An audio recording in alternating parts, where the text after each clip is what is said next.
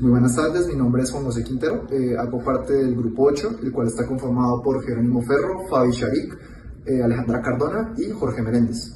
Y en esta ocasión venimos a presentar los principales avances que venimos a presentar para el producto, en este caso con la intención de mejorarlo en respecto a manufactura y ensamble. Para ello, en la tabla de contenido vemos cuál va a ser la ruta en la que vamos a mostrar estos avances. Primero vamos a hablar de los principales procesos de manufactura y ensamble que van a ser parte de nuestro prototipo, del prototipo anterior. Vamos a hablar de sus costos y sus tiempos estimados. Y a partir de estos vamos a proponer el rediseño, el cual mejore estas variables, ¿sí? Para ello y para tener una mejor forma de compararlos, vamos a hablar de un diseño de una heurística, la cual va a estar enfocada en compararlos respecto a qué tan fácil es su manufactura y ensamble, y vamos a concluir respecto a este rediseño, qué tan eficiente fue y los futuros pasos que vamos a hacer para seguir mejorando. Vale, esto para poder hablar de los principales procesos que nosotros hemos definido como grupo han sido principalmente 4. El primero está enfocado en impresión 3D, la cual está asociado a los componentes de las carcasas y las tapas para los dos sistemas de instrumentalización tanto de barrica como horno.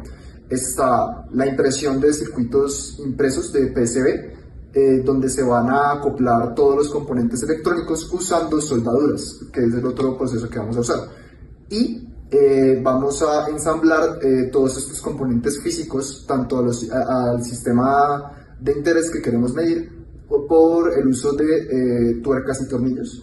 Y de esta manera, como podemos ver en los componentes externos, donde vamos a usar, en el prototipo que presentamos en la entrega pasada, se va a usar bisagras y tuercas y tornillos para su ensamble. Teniendo en cuenta esto, ahora vamos a evaluar nuestro producto a partir de los costos de manufactura y ensamble que tienen, cuáles son sus tiempos esperados para estos procesos y el número de componentes que tiene en este momento. Para este caso, pues en costos tenemos acá la tabla donde tenemos todos los precios asociados para cada elemento y cada proceso asociado. Quisiera recalcar que uno de los productos más costosos viene siendo la producción de las carcasas, siendo que al ser hechos en preimpresión 3D y con material PLA, su precio puede ser elevado a los 375.000 pesos o más, ¿sí? Esto nos da con un aproximado total de 1.800.000 pesos, 1.900.000 pesos. Ahora, respecto a los tiempos, podemos ver también acá la tabla de los tiempos asociados.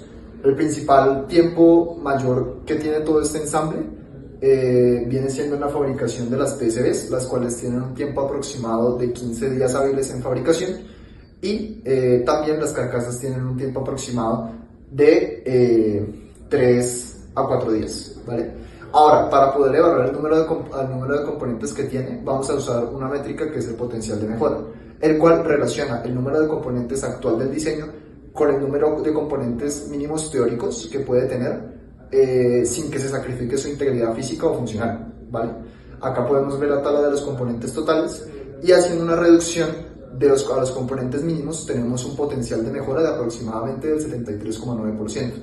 Una cifra que nos indica que hay mucho espacio para la mejora en el rediseño en términos de manufactura y ensamble. A partir de la heurística, entonces se realizó el nuevo diseño de ambos sistemas, teniendo en cuenta la manufactura y el ensamblaje. Empezando por las PCBs, ambas PCBs se les abrieron 4 huecos en cada una de sus esquinas para poder colocarlas y ensamblarlas con tornillos a las carcasas. Asimismo, también dentro de las PCBs se acomodaron los componentes nuevamente de manera que el área se redujera y esto redujera también los costos de la impresión de circuito. Respecto a las carcasas se hicieron diversos cambios, empezando por el material y el proceso con el que se iban a realizar. Con las cotizaciones nos dimos cuenta que la impresión 3D, que era nuestra primera opción, era mucho más cara que realizar cortes láser. Por lo tanto, se eligió una lámina de acrílico de 3 milímetros de espesor para realizar las paredes, piso y techo de las carcasas. Asimismo, la tolerancia de 0.03 milímetros se eligió gracias a la resolución de la máquina que realiza los cortes láser. Esto se aplica tanto para los huecos que realiza como para todas las paredes. Respecto al diseño de la carcasa de la barrica, se hicieron 2 cambios importantes. En primer lugar, la tapa que tenía la carcasa se realizó en 2 secciones. La primera sección es para acceder a toda la electrónica de la caja y la otra sección es para acceder al refractómetro para poder colocar la muestra manual. Eso nos permite tener un acceso más fácil y al mismo tiempo tener mayor seguridad para no tener que abrir una misma tapa y correr el riesgo de que una parte de la muestra manual pueda caer al circuito y pueda producir daños. En últimas, el segundo cambio más importante fue la disposición de los componentes dentro de la carcasa y cómo estos iban a afectar las dimensiones de esta misma. En diseños anteriores no se había tenido en cuenta la dimensión de los cables, sus longitudes y qué espacio podrían ocupar. Por lo tanto, en este diseño, en la pared frontal se observan dos huecos. Un hueco de 15 milímetros de diámetro para el sensor de pH y uno de 7 milímetros de diámetro para la termocupla DS18B20. Eso nos permite conectarlos y retirarlos de manera sencilla a la hora de realizar mantenimiento a la barrica. Por otro lado, también se tuvo en cuenta la distancia del conector BNC, que es la entrada al módulo de pH que se conecta a la PCB, con el resto del cable del sensor.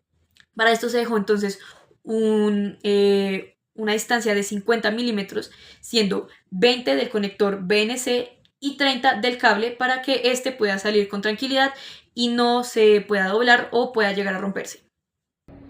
Por otro lado, asimismo, tenemos por el lado de la carcasa del horno, las dimensiones con las que se cuentan son aproximadamente 187 milímetros de ancho, 200 de largo y 100 de alto. Además, para el nuevo sistema, el sistema de apertura en la parte superior sigue utilizando bisagras, pero solamente para abrir y cerrar la tapa.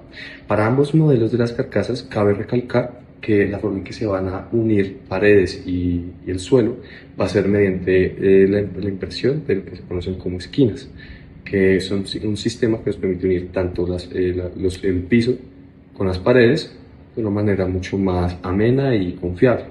Para unir paredes con paredes se utilizan sonaristas, que es un modelo que también se manufacturará, y estas cuentan con el espacio, tanto los corners o las esquinas como las aristas, para poder colocar tornillos de 3 milímetros. Teniendo en cuenta los nuevos diseños mostrados previamente, es necesario introducir tanto los nuevos procesos de manufactura como piezas de ensamble necesarias para lograr este diseño. Con respecto al entregados, en los procesos de manufactura se añaden dos nuevos, los cuales serían el corte láser y el taladrado. El corte láser nos ayudará a obtener en menor tiempo y a menor costo las diferentes partes de la carcasa. Sin embargo, estas estarán por separado, por lo tanto es necesario unirlas. El taladrado nos ayudará a fijar la carcasa ya sea al horno o a la barrica. Entonces debemos tener unas nuevas piezas, como mencionaba previamente, las cuales son las esquinas de sujeción y las aristas de sujeción. Estas nos ayudarán como tal al armado de la carcasa uniendo las diferentes paredes. Y por último también buscando optimizar como tal estos costos, estos tiempos, se cambiarán el uso de las bisagras para el soporte de la barrica o el horno a la carcasa, de tal forma que se pueda obtener mediante soportes en L una fijación mucho más segura y resistente. Ahora es necesario analizar tanto los costos como los tiempos que están asociados a este nuevo diseño.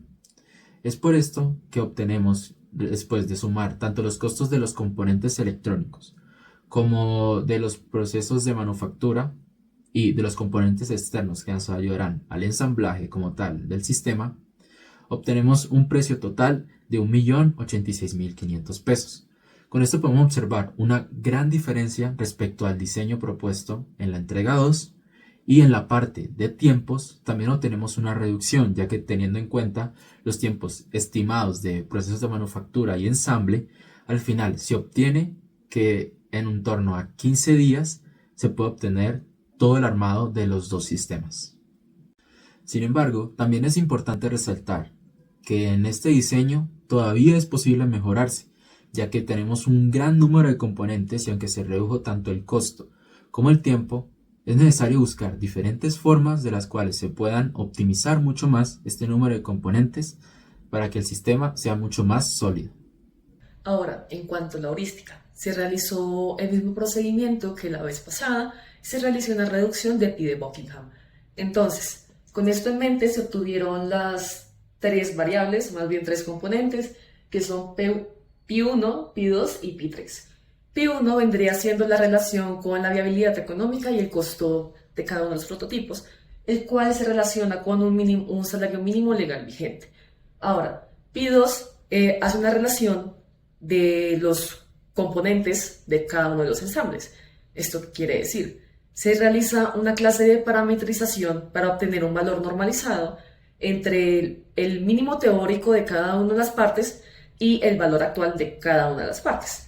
¿Esto qué arrojaría como resultado? Si se llega a que Pi2 tiene un valor igual o superior al 60%, nos hablaría de que realmente es un prototipo poco eficiente y debe mejorarse. Ahora finalmente Pi3 habla sobre el tiempo necesario para la realización de los procesos de manufactura o el ensamble de cada uno de los prototipos. Aquí se obtiene la ecuación y con esta ecuación se obtienen los siguientes resultados. Básicamente, ¿qué nos dicen estos resultados? Se ha de tener en cuenta primero que todo que esta función busca es reducir tiempo, reducir costos y reducir los números de partes. Como se puede ver, el valor para estos prototipos es significativamente menor que el valor para los anteriores prototipos, por lo que se puede demostrar que, en efecto, al reducirse este valor, se ha mejorado y se ha optimizado la heurística. Ahora, eso no solamente se puede ver por medio de la optimización de la heurística, sino que también, como se puede ver aquí en las tablas para el diseño de ensamble, o se obtuvo un valor mayor en el ensamble del prototipo actual al ensamble del prototipo pasado. Entonces, al tener un puntaje mayor, esto quiere decir que se optimizó y se mejoró ciertos aspectos del ensamble, los cuales vendrían siendo el ensamble general y el acoplamiento por partes. Ahora, en cuanto a avances y proyecciones para este proyecto, se tiene lo siguiente. Los avances que se realizaron en el proyecto se pueden reducir a esta siguiente tabla, donde se dividió el entregable 3 en unas principales tareas, las cuales fueron divididas entre 1 o 2 entregables por el grupo. Esta misma metodología fue utilizada para la realización de proyecciones. En las proyecciones se dividió el entregable número 4 en 5 tareas principales, la cual tiene que ver con la realización de la metodología FMA, la realización del árbol de falla, la optimización de la heurística en base a la entrega 4, también el rediseño de las carcasas y las PCBs en cuanto a esta heurística, y finalmente la realización de la presentación del documento y del video. ¿Qué se puede concluir? En cuanto a las conclusiones, se tiene que, primeramente, aunque no se pudo reducir el número de componentes y de partes en cada uno de los modelos, sí se pudo mejorar considerablemente la calidad de estos modelos y del ensamble. Sin embargo, y lo que lleva a la conclusión número 2, es que se debe buscar hacer un diseño o se deben plantear posibles rediseños para así reducir cada una de las partes que conforman a estos modelos. Y finalmente, la conclusión número 3, que tiene que ver mucho con la 2, es que una de estas posibles alternativas de rediseño podría ser la utilización de diferentes bisagras o uniones que no tengan que utilizar tornillos o tuercas o que simplemente sean de presión para así disminuir la cantidad de componentes. Muchas gracias.